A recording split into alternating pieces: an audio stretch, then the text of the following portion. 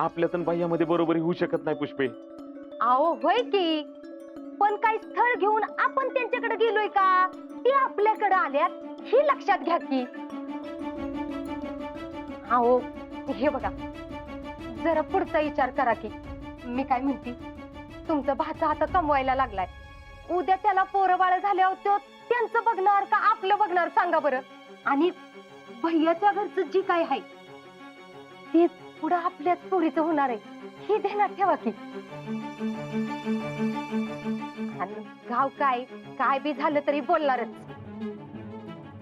आता हे बघा, माझ्या मनात जी काही होतं ती मी बोलले, बाकी तुमचं तुम्ही ठरवा.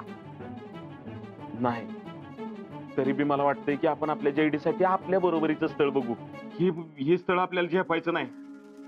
मी नाही म्हणून सांगतो. करा, तसंच करा. माझी पोरगी ह्या घरात झिजून मेली का नाही, तरी मी तुम्हाला बाजार फुटायचा नाही. तुम्हाला त्या शिकलीचाच पोळ काय.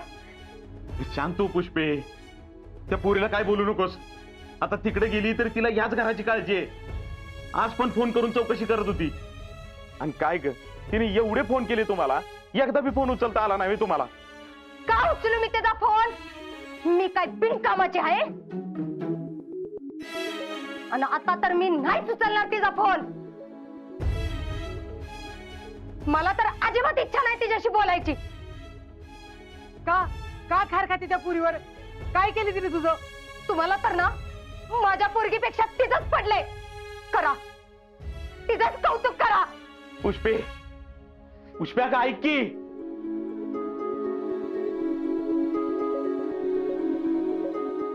जिजे, आता विचार करून करून माझं डोकं फुटायची वेळ आली बघ. काय करावं काहीच कळेना. एका बाजूला पोरीचं चांगलं व्हावं म्हणून जीव तुटतोय, दुसऱ्या बाजूला शीतलला काय कमी पडू नये म्हणून मी जीव तुटतोय. कसं काय करायचं सांग की मला. आणि पुष्पीला तर यातलं काहीच कळत नाही. अरे तिची तर काय चूक आहे पोरा, शेवटी तिचं पण आईचंच काय आहे ना. आता मी नाही का तायडीसाठी मायडीसाठी जीव तुटतो, तसंच तिचं पण आहे र. आता वयात आलेली तरुणीसाठी पोरगी घरात आहे म्हटल्यावर तिची पण थोडी चिडचिड होणारच की. हा, पण रागाच्या फार कुणाला काय बोलावं एवढं मात्र कळत नाही बघ. दुपारी शीतलचा फोन आलता, पण कामाच्या नादात तिनं फोनच उचलला नाही. आता त्या पोरगीनं काळजीने त्या आशिषला दुपारी घरी पाठवला, तर म्हटली कामाच्या नादात फोन नाही उचलला. मी तिला म्हटलं, अगं तू होतीस कामाच्या नादात, पण मला सांगायचं, मी बोलले असते फोनवर. तर मला काय म्हणली माहितीये का, तुम्हाला एवढी हौस आहे फोनवर बोलायची, तर मग घ्या की लेकाकडं फोन आणि बसा बोलत. म्हणजे जिजे तुला बी वाकडं बोलली ती. हे बघ, चिडचिड करू नकोस पोरा, मी आपलं असंच सांगितलं. ऐकण्याचा पत्ता द्या. मला काय वाटतंय, आपण एकदा चांगला मुलगा बघून जेडीचं लग्न लावून देऊया. अरे म्हणजे त्या पुष्पीची पण जर चिडचिड कमी होईल ना.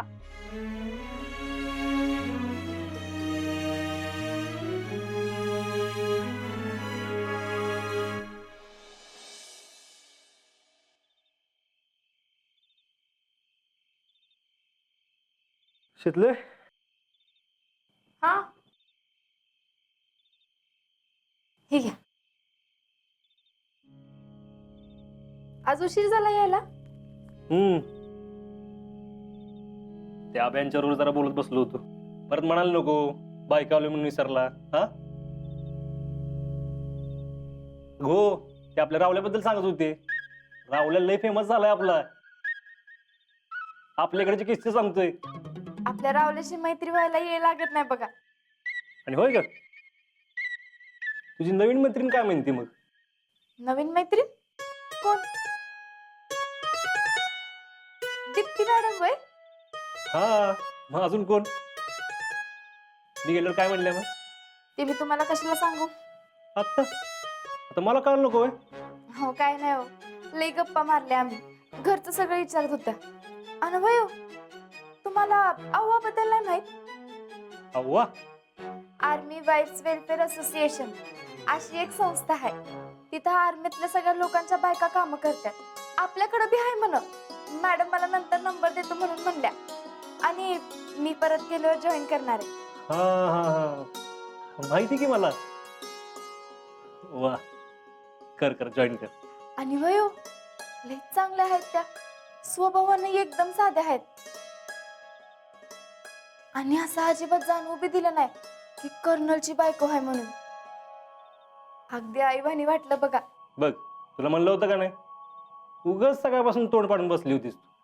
अहो नाही ते मी काय झालं? अं, नाही काय नाही, अगं सांग तर. खरंच काय नाही. इकडे बस, सांग आता. अहो खरंच काय नाही. इकडे बघ, सकाळपासून का तोंड पडलं होतं? अहो काय नाही ते असंच. असंच कसं पडेल बरं? तू समोर आहे म्हणून कळते तरी मला. घरी असं तर किती वेळा सांगत बी नव्हतीस तुम्हाला. चल सांग आता.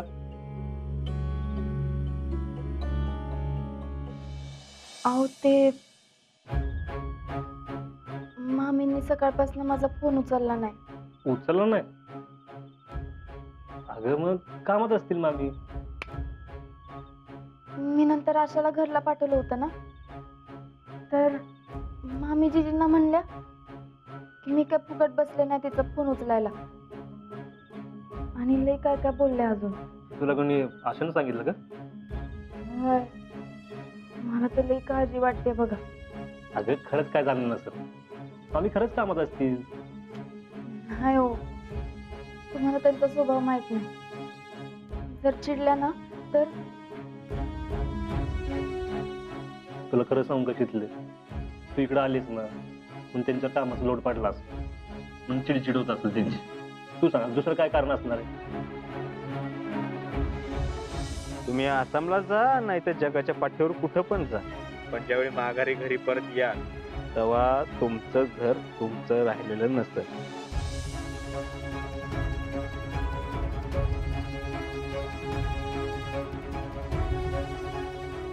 काय ग?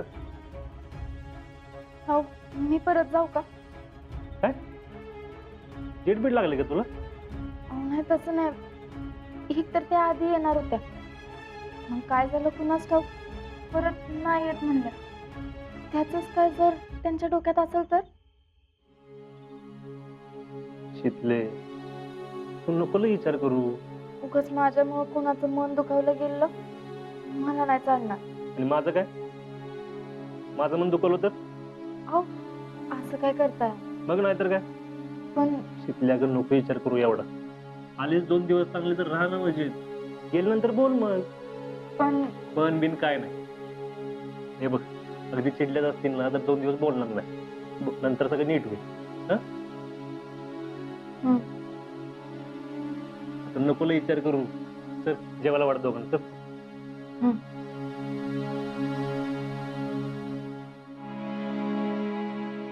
मामी का अशा वागतात? मामाला फोन करून विचारलं पाहिजे. परत उद्या शीतल इकडून तिकडे गेल्यावर तिला त्रास नको व्हायला.